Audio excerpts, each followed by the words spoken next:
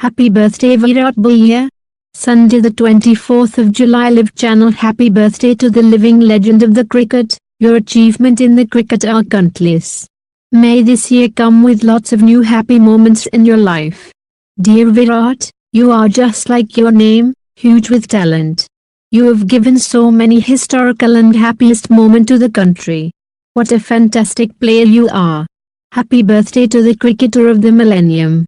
Profile is spunky, chubby teenager with gelled hair shot to fame after leading India to glory in the Under-19 World Cup at Kuala Lumpur in early 2008. In an Indian team filled with saint-like icons worthy of their own hagiographies, Virat Kohli, with his most un-Indian, bad boy intensity, would clearly be an outcast.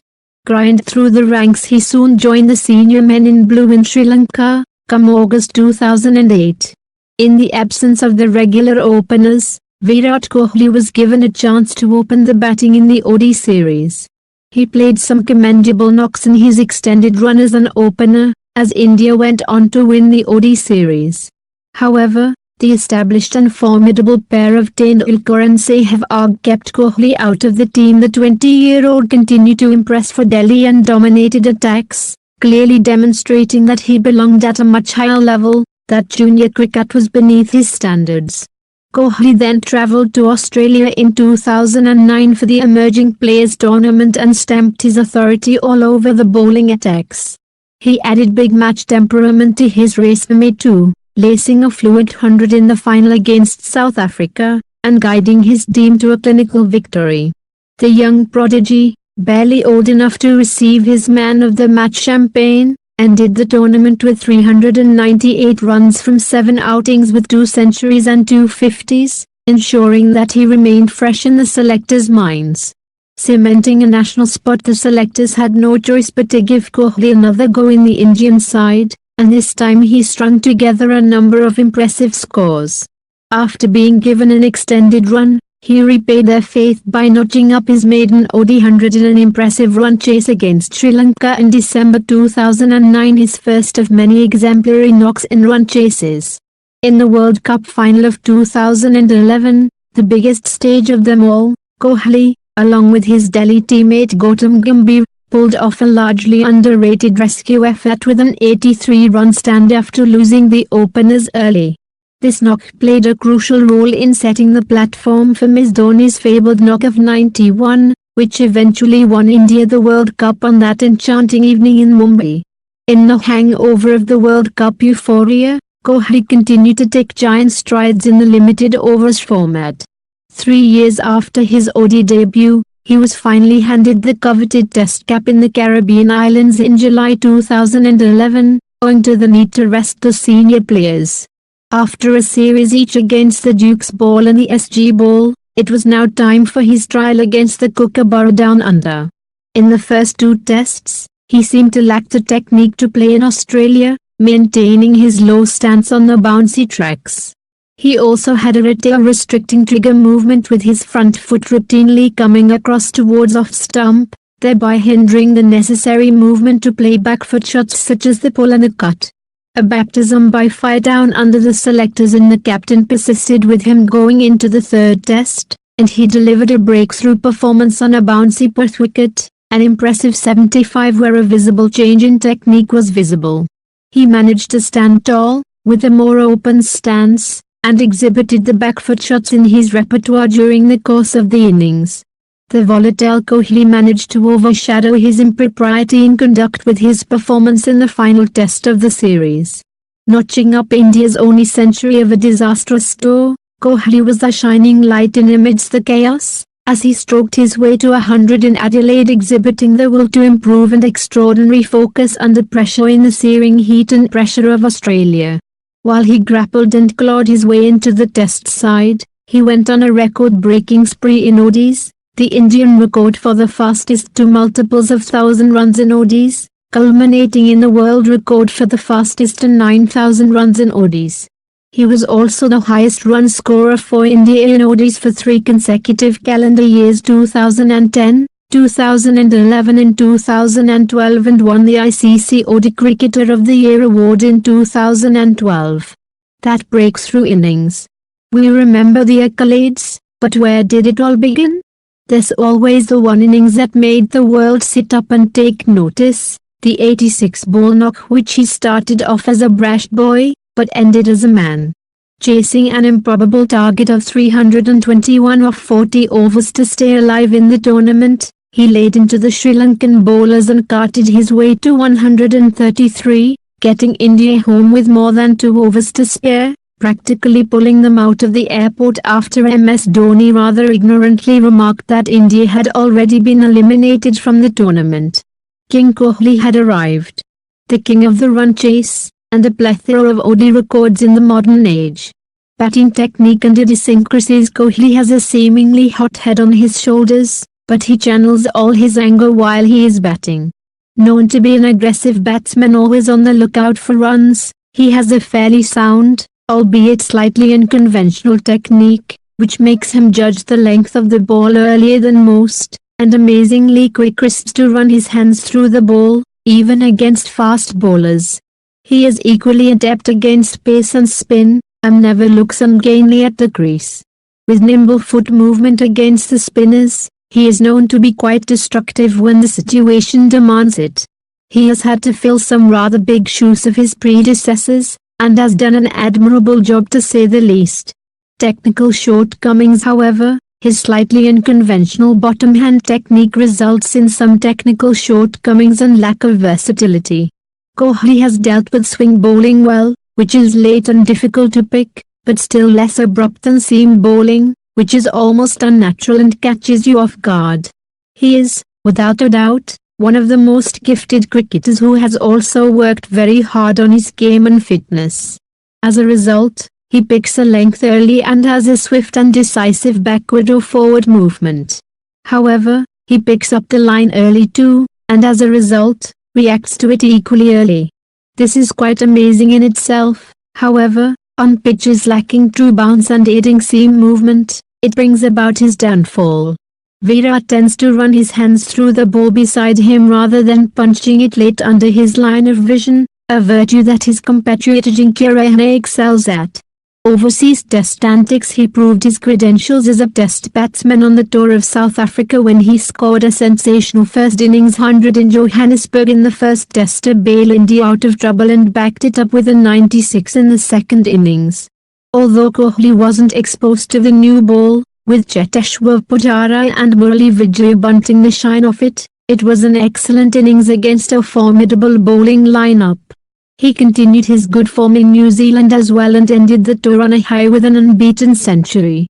However, against the raised seam of the Duke's ball and the skillful bowling of Anderson, Kohli's technical shortcomings were exposed when India toured England in 2014 for a grueling 5-test series.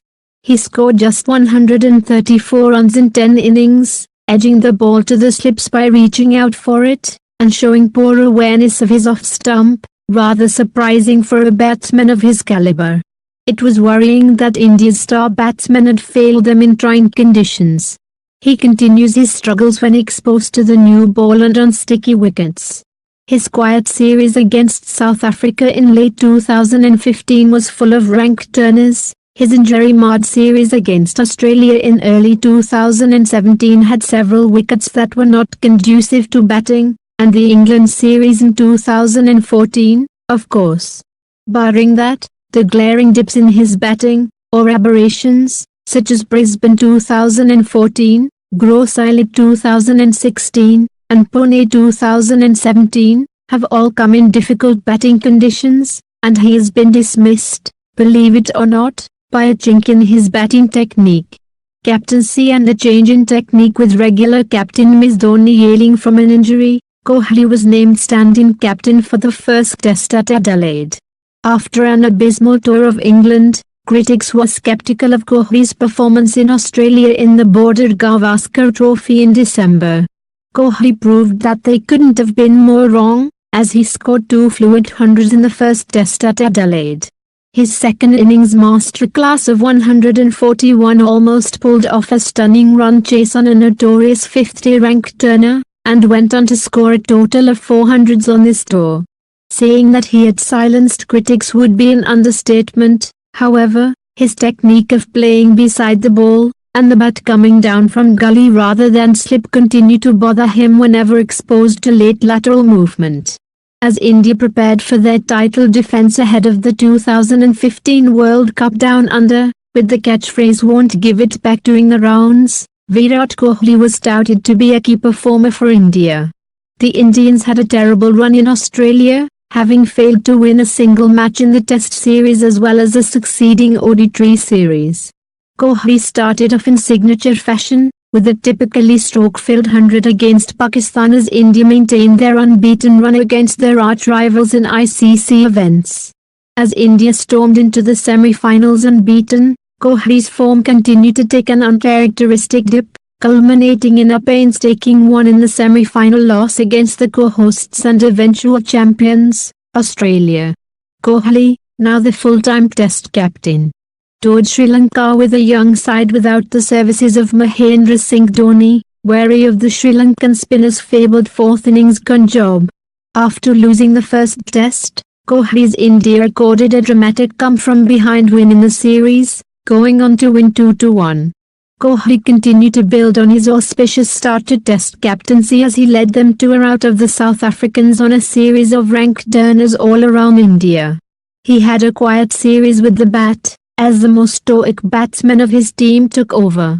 Nonetheless, the triumph took India to the number 1 spot in the ICC Test rankings for the first time since they forfeited it to England after the forgettable whitewash in 2011. IPL and T20 dominance. He continued his emphatic run in the T20 WC, batting and running like a man possessed, thrashing boundaries with ridiculous ease. Despite an 89 in the semi-final against the West Indies, extending his inhuman run of form in the format, India's bowling panicked at a crucial stage. One had to feel sorry for him as he had to make do with the Player of the Tournament award for the second successive T20 WC, a distinction he would have gladly exchanged for the elusive T20 WC trophy. Kohli's thirst for runs showed no signs of slowing down as he looted a small matter of 973 runs during the 2016 edition of the Indian Premier League, the most, by far, by any batsman in the history of the tournament, as he led his Royal Challengers Bangalore, RCB, franchise to a runners-up finish. What the future holds. India's tour to South Africa in early 2018, their first major away Test assignment since Australia 2014, before the 2015 World Cup, offers a new challenge. Given a green track, is Virat really as good against the new ball? Is he good enough to play it out in case there are a few quick wickets? He has been protected from the new ball by a stoic Vijay and a solid Pujara until now. However, to make the ascent from good to great, Virat Kohli has to prove to the world that he doesn't need to be protected against the new ball, that he is a versatile batsman capable of the grind against the moving ball. However, it isn't beyond Kohli to prove his critics wrong yet again, as he continues to take criticism on his stride, setting new standards for modern batsmanship. He already possesses an insatiable appetite for runs, and if he can correct this small chink in his armor and adjust his technique to play late and more compact shots in front of him, rather than beside him, then no force could stop him from becoming the perfect batsman. And as a captain, ruthless as he has been at home, if he can hand India the elusive Test series wins in Australia and South Africa, unprecedented won't even begin to describe the extent of his achievements as a leader. The final frontier in the first week of 2018, Kohli went on to lead India in South Africa, a few weeks after he tied the knot with Indian actress and longtime girlfriend, Anushka Sharma. India went on to concede the series in the first 2 tests, but came back to win the third Test match on a difficult wicket. In a series full of difficult wickets, Kohli exhibited tighter technique than he had in England, and batted better than he did in his more prolific tour of South Africa in 2013-14. Kohli went on to conquer his personal final frontier in England later in 2018 too, scoring 593 runs in 10 innings, including 200s, and not conceding his wicket to his fabled nemesis, Anderson, even once. India went on to lose the series 1-4, and Kohli's record as captain was tainted by 2 consecutive Test series losses away. Nevertheless, on a personal level, he had left no stone unturned to transform himself into the most consistent and versatile batsman of his age, and arguably the better of the Big Four. In October 2018, during the second of 3 consecutive hundreds against the West Indies in ODIs, he went on to become the fastest batsman to reach the 10,000 run mark in ODIs, trouncing Sachin Tendulkar by a staggering 54 innings.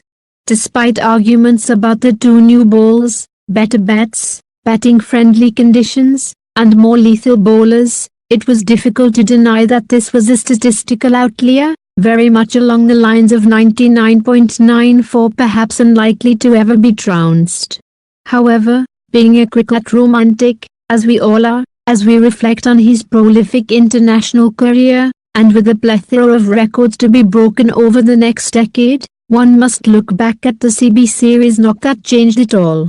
On that fateful night at Hobart, Kohli had not only kept his team in contention, he had actually dragged a drained Indian side out of the airport.